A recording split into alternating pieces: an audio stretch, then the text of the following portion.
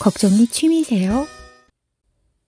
작은 일에도 쉽게 흔들리는 마음과 작별하는 현명한 멘탈 관리법.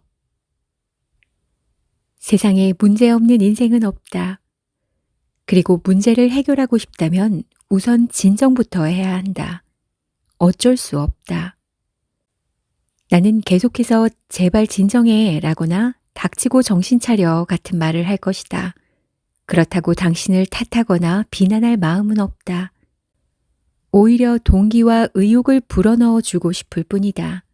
정말로 내가 바라는 건 그것뿐이다. 당신은 만약 뭐뭐 하면 어떡하지? 라는 생각을 하루에 몇 번 하는가?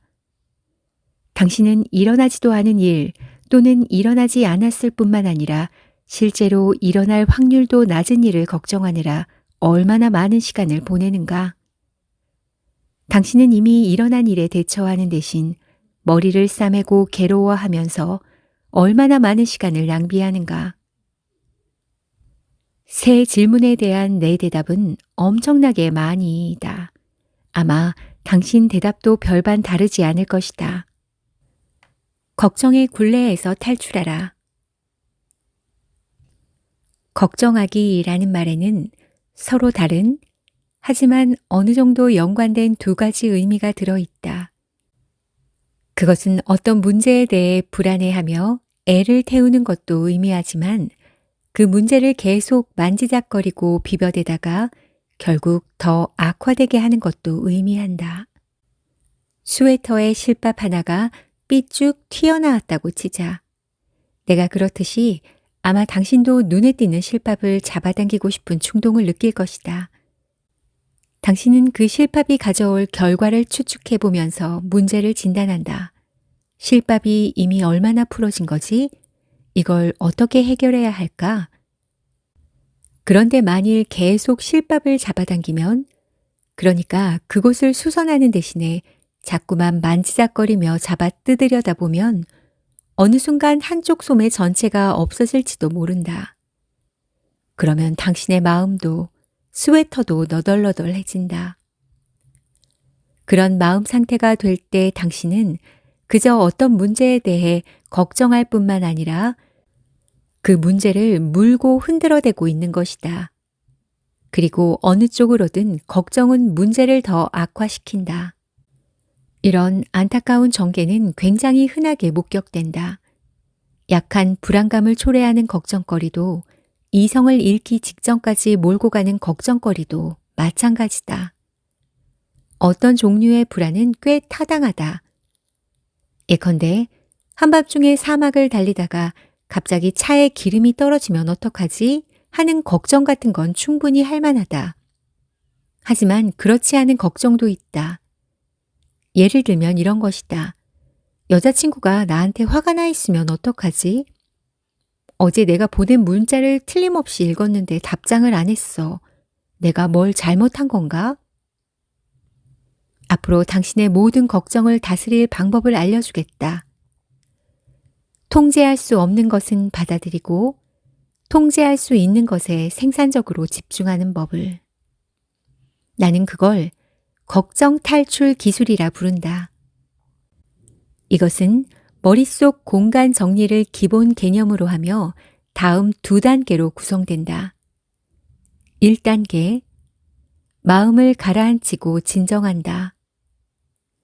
2단계, 문제에 대처한다. 꽤 괜찮은 방법이 아닌가? 혹시 지나치게 단순해서 전혀 도움이 안 될 것 같은가? 종종 나한테 그런 의견을 보내는 사람이 있긴 하다.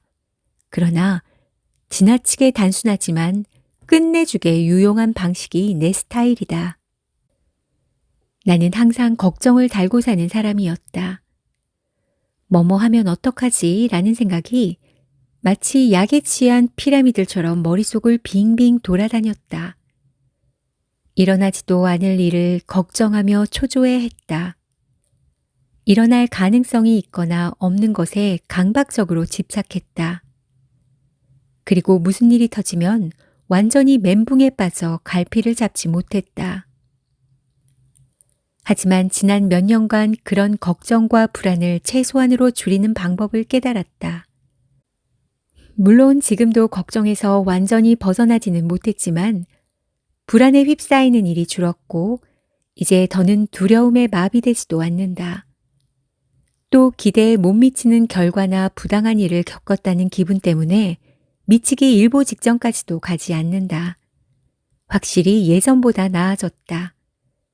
내가 변화하고 많은 것을 이룰 수 있었던 비결은 그저 마음가짐을 조금 바꾼 것이다. 즉, 내가 통제할 수 없는 일은 받아들이기로 마음먹었다. 그러고 나니 통제할 수 있는 부분에 집중할 수 있었다. 특정한 상황의 도중에도 어떤 일이 터진 후에도 필요한 결정을 내리고 문제를 해결하기가 훨씬 쉬워졌다. 심지어 때로는 불운한 일이 애당초 나를 덮치지 않게 막을 수도 있었다. 멋지지 않은가?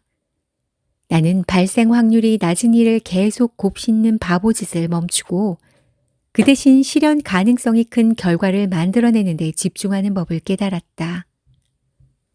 고뇌에 휩싸여 뒷걸음치는 대신 부지런히 움직여 앞으로 나아가는 법을 깨달았다.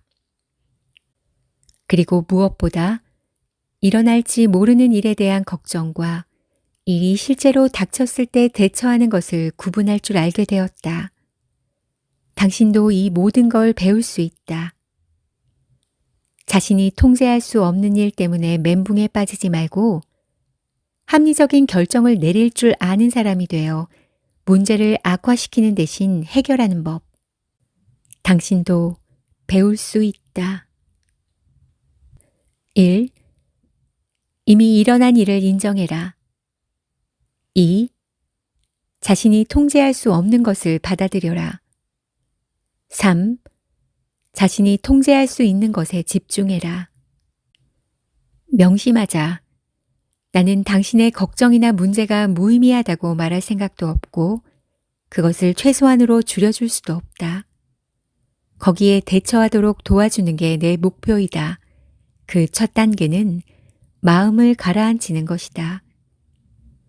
맹세컨대 나는 다 잘 될 거야 라든가 그렇게 나쁜 상황은 아니네 라는 말은 절대 안 할 것이다. 그러니 내 말을 믿기 바란다. 나는 100% 확신한다. 자동차 2km를 달리는 동안 내가 소름 끼치는 독거미를 무릎 위에 놓고 10분을 견뎌낼 수 있다면 당신 역시 마음을 가라앉히고 짜증나는 문제에 대처할 수 있다는 것을 말이다. 마음 진정 처방전. 불안하고 생각 과잉에 시달리는가? 초점 맞추기. 수많은 걱정 중에서 어떤 게 가장 중요한가? 당신이 실제로 통제할 수 있는 것은 무엇인가? 거기에 신경을 집중하고 나머지는 잊어라. 슬프고 에너지가 바닥났는가? 자신을 다독이며 회복하기. 당신이라면 슬픔에 빠진 친구를 어떻게 대하겠는가? 당신 자신도 그렇게 대해라. 따뜻하게 다독여라.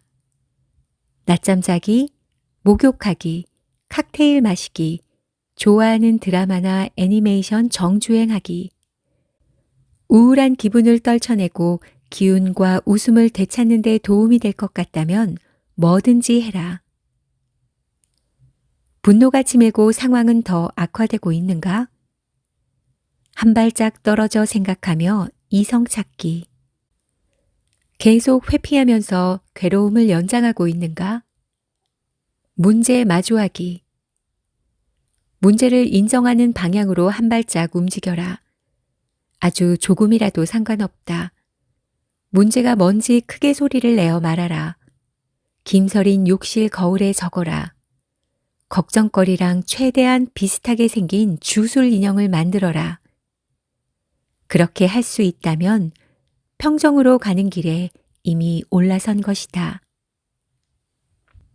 그래, 바로 그거다. 문제가 뭔지 인정하고 자신의 바람직하지 않은 반응을 인지하고 그것을 반대로 뒤집어 보는 것. 간단하지 않은가?